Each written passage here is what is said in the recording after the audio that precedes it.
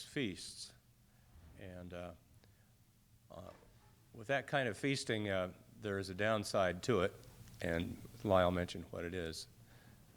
If we eat too much sweets, we end up sick because the sugar destroys our immune system. We get fat and out of shape, and we have to repent. But there is a type of feasting that has no downside, right? Okay. And I trust that you have all been enjoying that feast, that marvelous, unexplainably wonderful feast in your studies, and of course in the application of the Word of God in your everyday life. I'd like to start with a prayer because we so need God's guidance when we are studying and extracting all we can from His Word and applying it in our lives. And I wonder who would like to offer that prayer. Please, Paul. Yes, please. Here, I'll bring the mic down.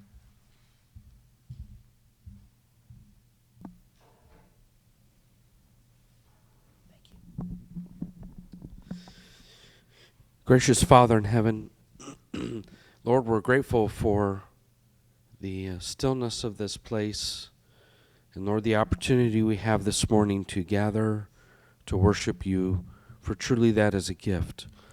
And Lord, we'd ask that you to bless this class, bless the classes downstairs, and this day with your Spirit. Please continue to be with those who are still working on gathering, that they'll get here safely.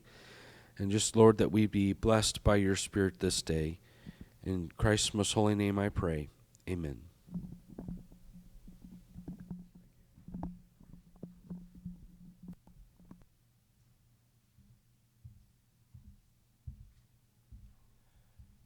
We've got some real serious meat to feast on here.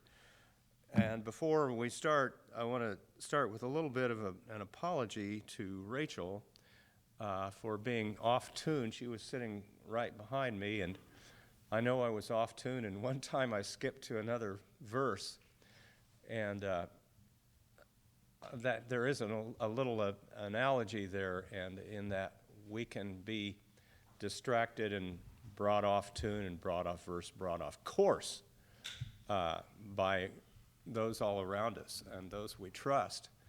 And so you have to always trust where, put your trust where and your focus where. Absolutely. We hope that we do not distract each other, but we can, and we can be wrong. And so we put our trust entirely in Jesus Christ. A couple things that also caught my attention during the morning worship service. Thank you, Lyle. Thank you for your love for everybody. I noticed in the, and this has to do with what we're going to study today. If you look at your hymnal, hymn 183, verse 4,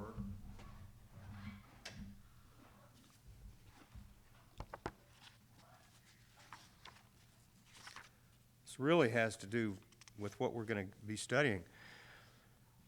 Verse 4.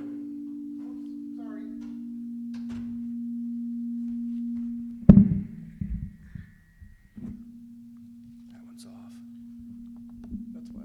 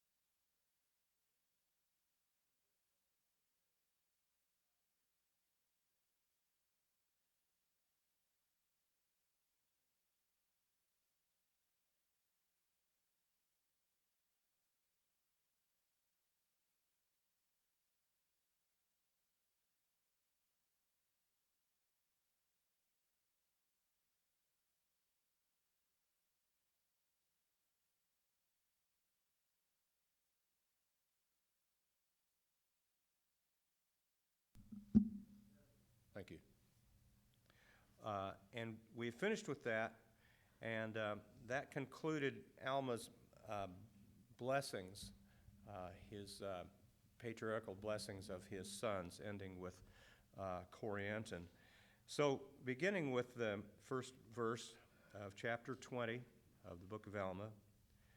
Now it came to pass that the sons of Alma did go forth among the people to declare the word unto them, and Alma also himself could not rest, and he also went forth.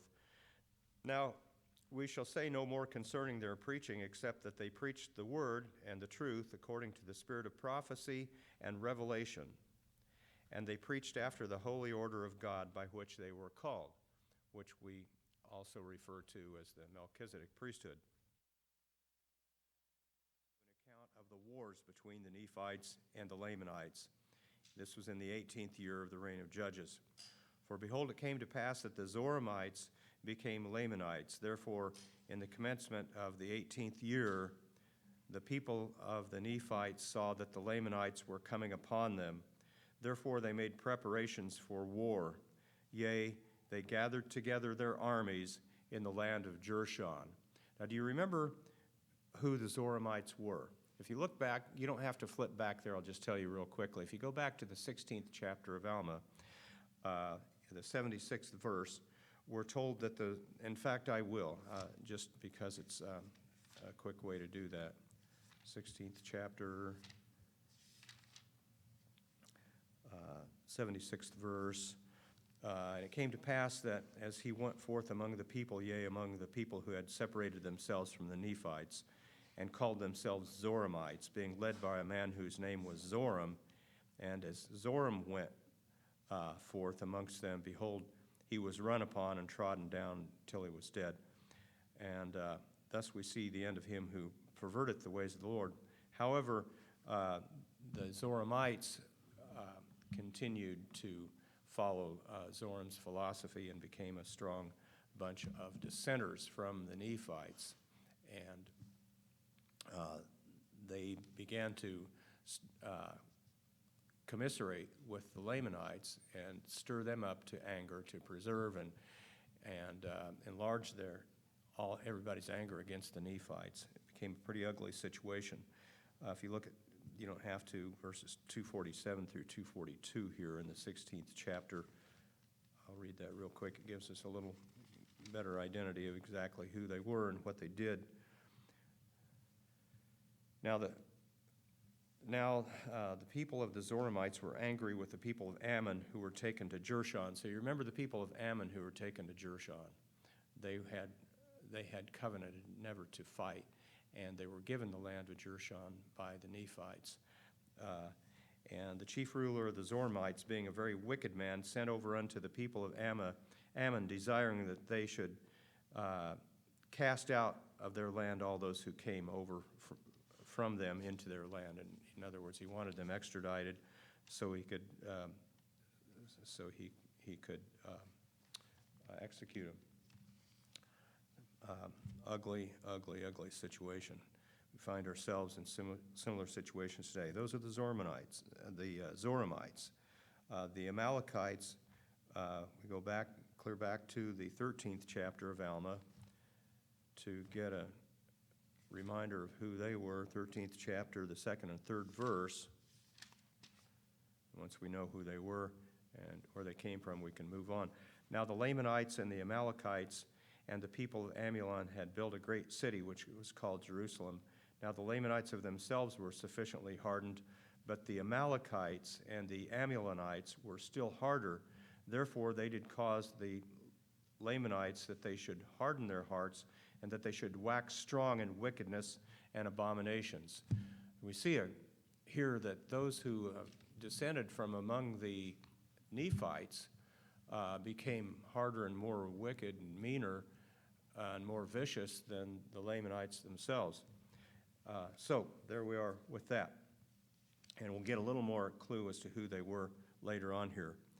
For behold, in the 16th chapter of Alma, this is verse 4 here in the chapter 20, is just reiterating what we learned in the 16th chapter of Alma. and that is that the Zoramites did become Lamanites after commiserating with them. Therefore, in the 18th year, war started. And it came to pass, fifth verse, that the Lamanites came with their thousands, and they came into the land of Antionum, which was the land of the Zoramites, and a man by the name of Zarahemnah was their leader. Good morning. And now as the Amalekites were of a more wicked and murderous disposition than the Lamanites were in and of themselves, therefore Zarahemnah appointed chief captains over the Lamanites, and they were all Amalekites and Zoramites. Now this he did that he might preserve their hatred towards the Nephites, that he might bring them into subjection to the accomplishment of his designs. For behold, his designs were to stir up the Lamanites to anger against the Nephites. This he did that he might usurp great power over them, and that he might gain power over the Nephites by bringing them into bondage, and etc. You were in the 20th chapter of Alma, just beginning. Now today, let's do something a little bit different. If you see something that catches your attention here, you want to comment on it, this so relates to what's going on in the world today and what's going on in our own nation today that it's important to see the parallel, because the rest of the world does not have the Book of Mormon, and they don't have such an easy way to see what's going on and what to relate it to, what to expect to happen next, and we should be doing ourselves. And I want us to exercise our responsibility as we see those parallels and see our responsibilities, okay? So far, let's have comments on what we've read so far. Do you see the parallels? What are they then? Well, the parallels, part of it is, you just want to get right down to the nitty-gritty, is our Democrats today are trying to cause a problem among the people to bring about the downfall of this nation. And you just got to look at it for what it really is. I mean, that is the truth, and they have wickedness in their minds, and they're not thinking about the nation at all. They just want to win. It's an anger and a stiff-neckedness and pride, and they're going to have their way no matter who it destroys, what it destroys, and the very nation that they will raise their families in will be brought down, and they're going to suffer for it themselves. Well, who parallels the Lamanites in this case? I'm afraid it's very obvious. Who are they commiserating with? Where do they get these communist and socialist agendas? Okay. But you're talking about an individual? No, I'm talking about a system of government. Well, it's an antichrist. Totalitarian system of government. Right. Okay. So they didn't generate all their ideas themselves, and we've had this kind of influence infiltrating into our country and working powerfully in lobbying situations in our educational system, in our government, even in our churches, as you can so very plainly see. Well, we covered some interesting territory.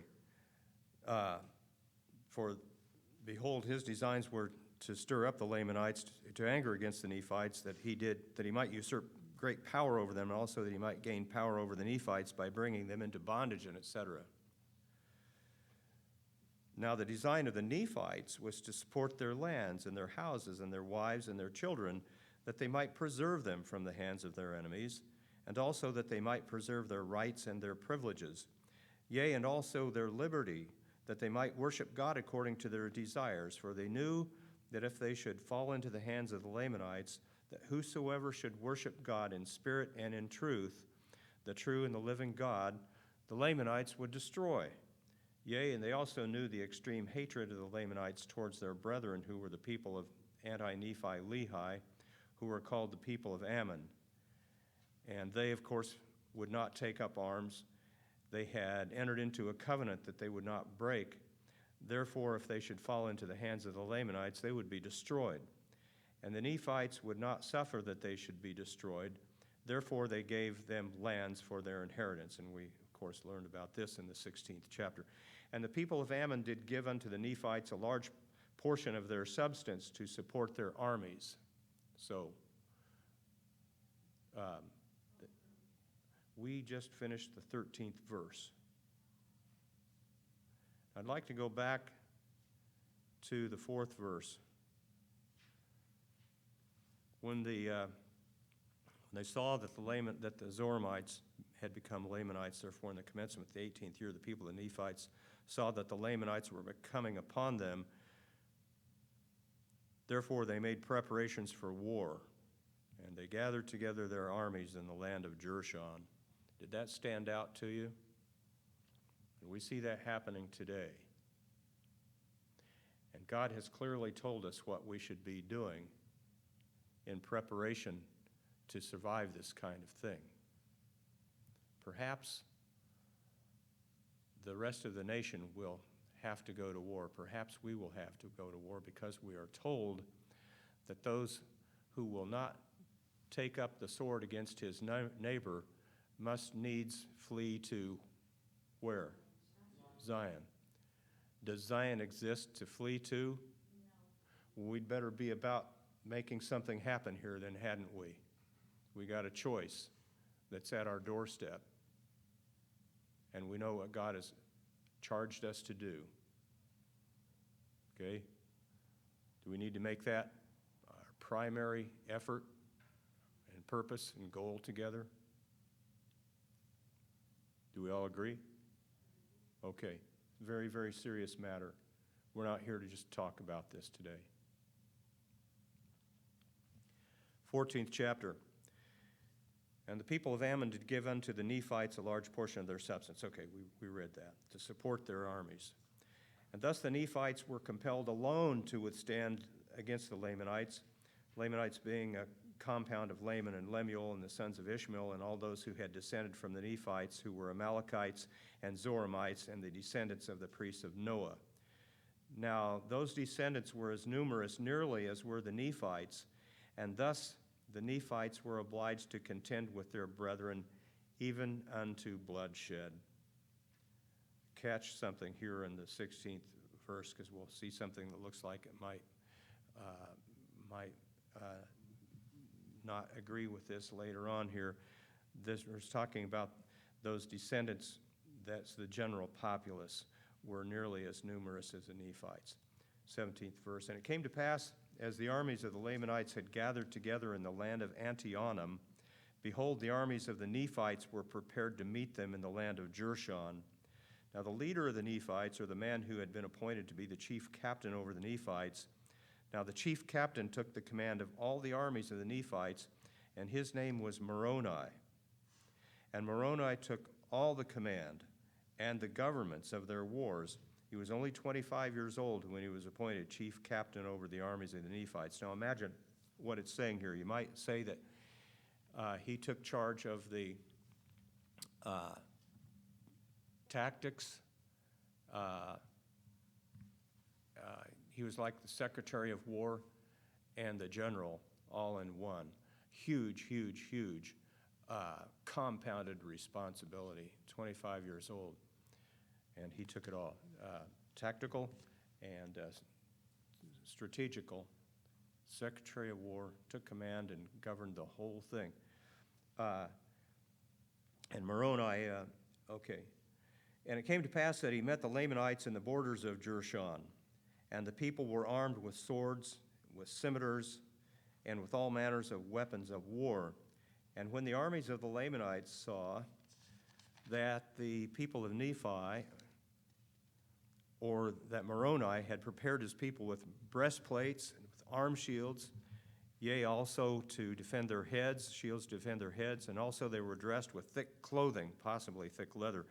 Now the army of Zarahemnah was not prepared with any such thing. They had only their swords and their scimitars. their bows and their arrows, their stones and their slings. But they were naked, save it were a skin which was girded about their loins.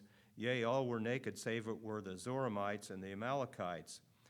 But they were not armed with breastplates nor shields, therefore they were exceeding afraid of the armies of the Nephites because of their armor, notwithstanding their number being so much greater than the Nephites. Behold, now it came to pass that they durst not come against the Nephites in the borders of Jershon.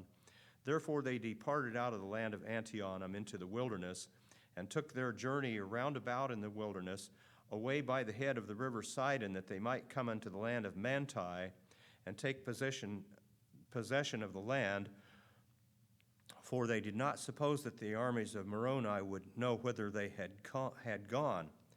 But it came to pass, as soon as they had departed into the wilderness, Moroni sent spies into the wilderness to watch their camp. And Moroni also, knowing of the prophecies of Alma, sent certain men unto him, desiring him that he should inquire of the Lord whether the armies of the Nephites should go to defend themselves against the Lamanites.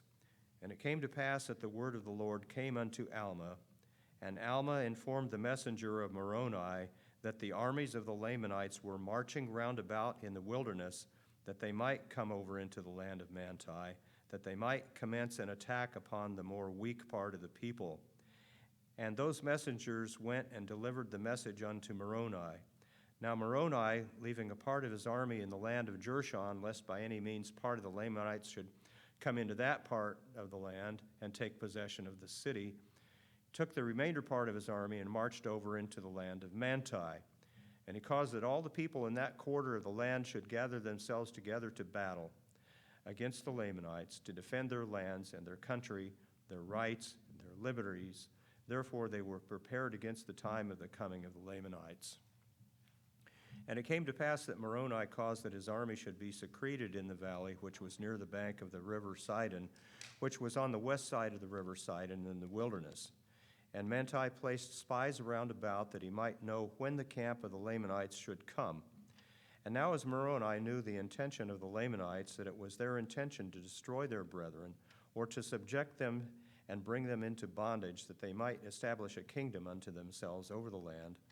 And he also, knowing that it was only the desire of the Nephites to preserve their lands and their liberty and their church, therefore he thought it no sin that he should defend them by stratagem. Therefore he found by his spies which course the Lamanites were to take. Therefore he divided his army. He brought a part over into the valley, and he concealed them on the east and on the south of the hill of Riplah, and the remainder he concealed in the west valley on the west side of the river Sidon, and so down into the borders of the land of Manti. And thus, having placed his army according to his desire, he was prepared to meet them. And it came to pass, we're in Alma, 20th chapter, beginning with the 37th verse. And it came to pass that the Lamanites came upon the north side of the hill, where a part of the army of Moroni was concealed. And the Lamanites had passed the hill Riplah, and come into the valley, and began to cross the river Sidon. The army which was concealed on the south of the hill, which was led by a man whose name was Lehi, and he led his army forth and encircled the Lamanites round about on the east in their rear. And it came to pass that the Lamanites, when they saw the Nephites coming upon them in their rear, turned them about and began to contend with the army of Lehi, and the work of death commenced on both sides. But it was more dreadful on the part of the Lamanites, for their nakedness was exposed to the heavy blows of the Nephites with their swords and their scimitars, which brought death almost at every stroke, while on the other hand there was now and then a man fall among the Nephites by their swords and loss of blood, they being shielded from the more vital parts of the body, or the more vital parts of their body being shielded from the strokes of the Lamanites by their breastplates and their arm shields and their head plates. And thus the Nephites did carry on the work of death among the Lamanites. It came to pass that the Lamanites became frightened because of the great destruction among them, even until they began to flee towards the river Sidon. And they were pursued by Lehi and his men, and they were driven by Lehi into the waters of Sidon, and they crossed the waters of Sidon. And Lehi retained his armies upon the bank of the river Sidon, that they should not cross. It came to pass that Moroni and his army met the Lamanites in the valley, on the other side of the river Sidon, and began to fall upon them and slay them. And the Lamanites did flee again before them, this time towards the land of Manti, and they were met again by the armies of Moroni. Now in this case the Lamanites did fight exceedingly. Yea, never had the Lamanites been known to fight with such exceeding great strength and courage, no, not even from the beginning. And they were inspired by the Zoramites and the Amalekites, who were their chief captains and leaders, and by Zarahemnah, who was their chief captain or their chief leader and commander. Yea, they did fight like dragons, and many of the Nephites were slain by their hands. Yea, for they did smite in two many of their head plates, and they did pierce many of their breastplates, and they did smite off many of their arms, and thus the Lamanites did smite in their fierce anger. Nevertheless, the Nephites were inspired by a better cause, for they were not fighting for monarchy nor power, but they were fighting for their homes and their liberties and their wives and their children and their all, yea, for their rights of worship and for their church. And they were doing that which they felt was the duty which they owed to their God. For the Lord had said unto them, and also unto their fathers, that inasmuch as ye are not guilty of the first offense, neither the second, you shall not suffer yourselves to be slain by the hands of your enemies. That was verse 51. Comments?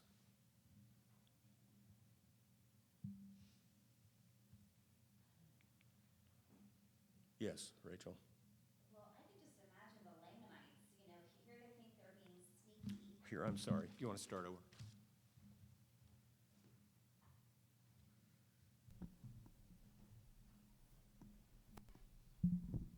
I can imagine the Lamanites thinking they're being sneaky, gonna go around and, instead of meeting the Nephite army head on, they're gonna go around and come back behind them and, try to take them from behind and do a surprise attack.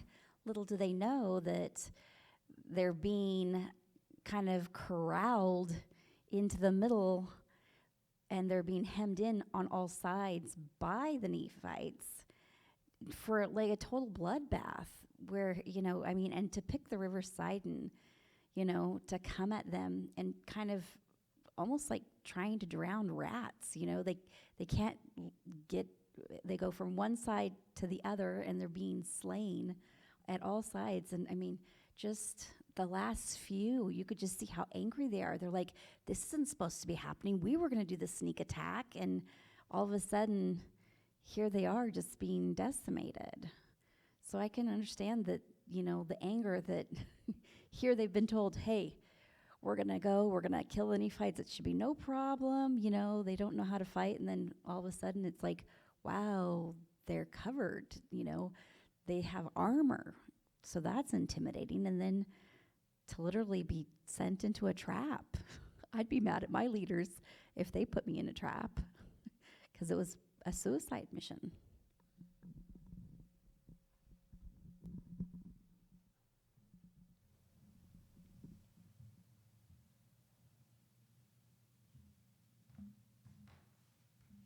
Yeah, Paul.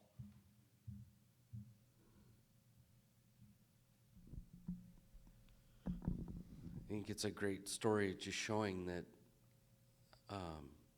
Satan always tries to attack your weak spots. And with our spiritual growth and with our prayers, the Lord gives us protection, just like he gave protection to the Nephites, providing a way out, and that's what the Lord gives us when we're close to him, is he gives us that protection. He gives us that readiness, even when Satan attacks our weak spots. Are you always aware when he has protected you and saved you? Not all the time, I'm sure.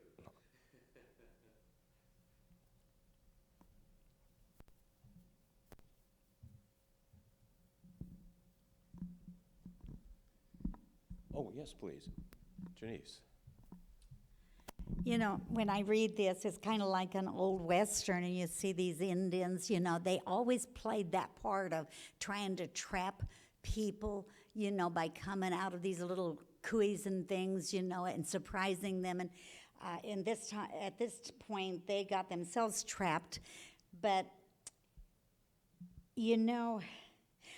I wonder sometimes when this nation makes up their mind to go to war against a country for one reason or another, that we don't go to God maybe and pray about it first. And I noticed here they had God's permission to do this. They never made war and fought without going to one of their religious leaders and saying, what does God say about this? Can we fight?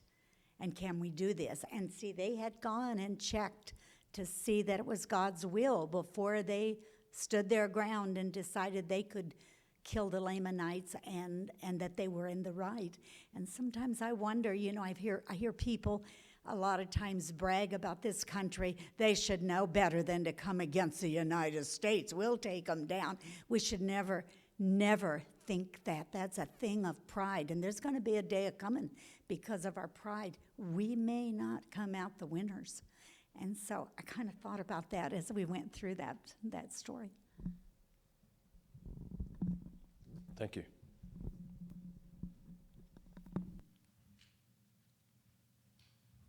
Lyle? What's Lyle? I certainly don't mean to sound unpatriotic, but if you look back at the history of our nation, we've never been attacked, except for the time at Pearl Harbor and at the time when the English came over in 1812 and attacked us to try to get the colonies back. But the wars that we've been in, the First and Second World Wars, were fought on different continents. They never were fought here in America. And I think that we've gotten into a relaxed state that, well, nobody's going to come in and attack us. And when 9/11 hit, that really it brought us to our knees. But I also found that it helped with the patriotism, that flags you couldn't buy them because people were out buying flags and putting them out and everything. But I think we need to realize with the Book of Mormon that it is, like you said earlier, it is an example of things that are going to happen. It's not going to be a lot of outside people that's going to attack with us. It's going to be inside from people, the believers with the non-believers. A total type and shadow of the Book of Mormon. I think you're right. I also think, and this is me personally, so don't bank on this, my personal observations tell me that we're so infiltrated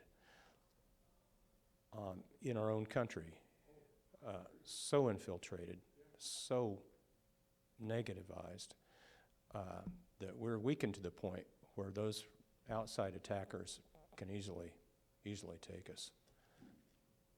Sorry, but I'm afraid that's where we are.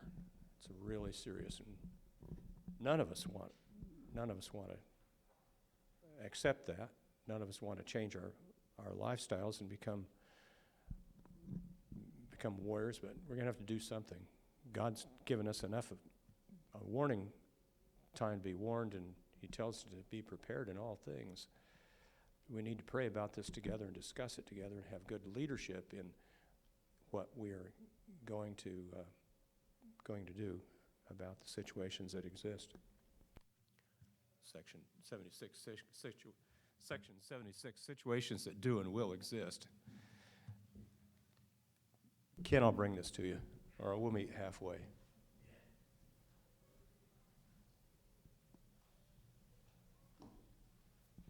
You know, it's important to think Satan's not a fool, and he's not dumb. He's learned. And we're talking here about being attacked directly, and Satan's learned that that's not necessarily the way to go, because it does create patriotism and things like that. But he's working behind the scenes and rotting, like I will say, he's rotting from within. We look at what happened to our education system. We look at what we're doing with liberalism and some of the policies. We're looking at taking God out of everything. And when we do that, we become vulnerable to, like you're saying, attacks not from without, but from within. You know, and that's what we need to guard on. We need the Lord in our lives and in the lives of our families and our children to be able to strengthen us and give us the courage to deal with the situations as they're coming and see them for what they are, even when our views are politically incorrect. There's a political incorrectness, but a truth of God. And we're going to have to decide which one we're going to support. Absolutely. Yeah, look at the opening. Hi, Marilyn. I just think that before 9/11, we had always been protected. But because of the things that we have adopted into our society that have taken God out, some of our protection was lifted. And I think if we keep going the way we're going, we will have no protection. And the same thing goes for the nation of Israel. And Israel has always been protected, even up through the 1967 war, that the Lord has protected Israel. And so we've got to knuckle down and try to change those things that the nation has done and get back to where we should be for us to have any kind of protection at all.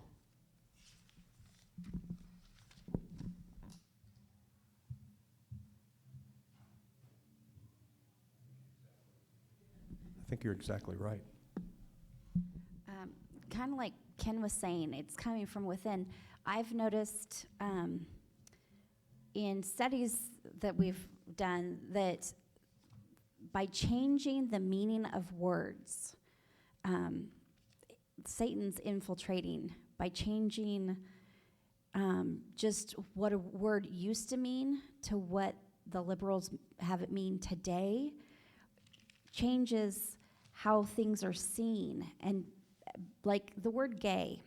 Gay used to be you're a happy person. Now it's not a happy person, it's your sexual preference.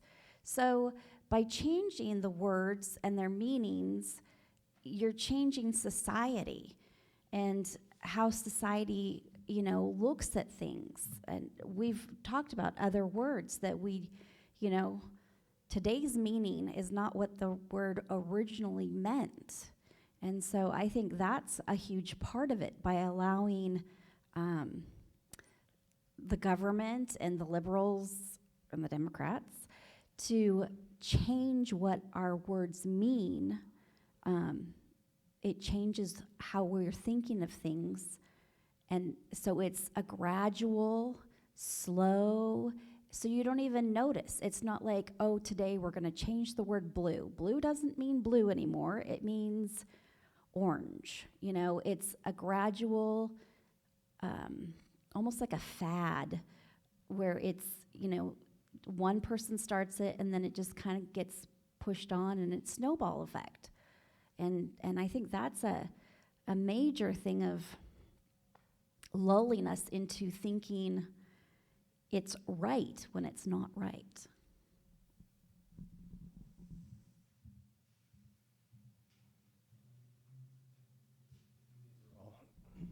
These are all excellent observations. Well, I think a lot of what we need to do is the fact that we've been infiltrated slowly and let everything go. All the little things that changed, we let go. And we let go when the government says, okay, we're under attack. We need to be able to do this, this, and this. And they took our liberties. And we need to give up being a Republican, a Democrat, or an independent to being a child of God and following God's laws and listening to God instead of a Republican, a Democrat, or the government itself. We have the power. All we have to do is take it. God's given it to us. And as long as we continue to allow other people to take it away from us, we're never going to be able to truly follow God.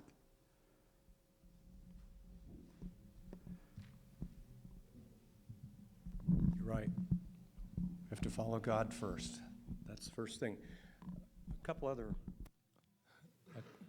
other scriptures come to mind real quick. One is the opening of section 86. I said 76 a minute ago. I meant section 86. I'll just read it real quickly. We read it last week or the week before, but we'll read it again. Verse 1, section 86. This is a prophecy given in, well, it was definitely prophetic. Tell me if you think this is prophetic or not. About 1833. Behold, verily, thus saith the Lord unto you, in consequence of evils and designs which do and will exist in the hearts of conspiring men in the last days, I have warned you and forewarned you by giving unto you this word of wisdom by revelation. Then in section 38, fourth verse, and now I show unto you a mystery, a thing which is had in secret chambers, to bring to pass even your destruction in process of time, and ye know it not. But now I tell it unto you. And ye are blessed, not because of your iniquity, neither because of your hearts of unbelief. Verily, some of you are guilty before me, but I will be merciful unto your weaknesses. Therefore be ye strong from henceforth. Fear not, for the kingdom is yours, and for your salvation I give unto you a commandment. For I've heard your prayers, and the poor have complained before me. The rich have I made, and all flesh is mine, and I am no respecter of persons. So that was section 86, or that was section 38, fourth and fifth verses. No, the fourth verse, just the fourth verse. Hey, you want to see something really exciting? We'll stay in section 38, 5a. Behold, verily I say unto you that in time ye shall have no king nor ruler, for I will be your king and watch over you. Now, the previous administration, we had a totalitarian in there who was really, really, really wroth that we have a man who wants to return our country to the principles which originally made it great. Wherefore, hear my voice and follow me, and you shall be a free people, and you shall have no laws but my laws when I come, for I am your lawgiver, and what can stay my hand? So we have something really bright to look forward to, but we're in a very, very dark and difficult and serious time. Well, we'll return to our reading in the 20th chapter of Alma. How much time have we got left here? We are ready to adjourn. Any comments before we move on? Oh, sorry. Well, let us again prayerfully prepare for the upcoming worship. Thank you.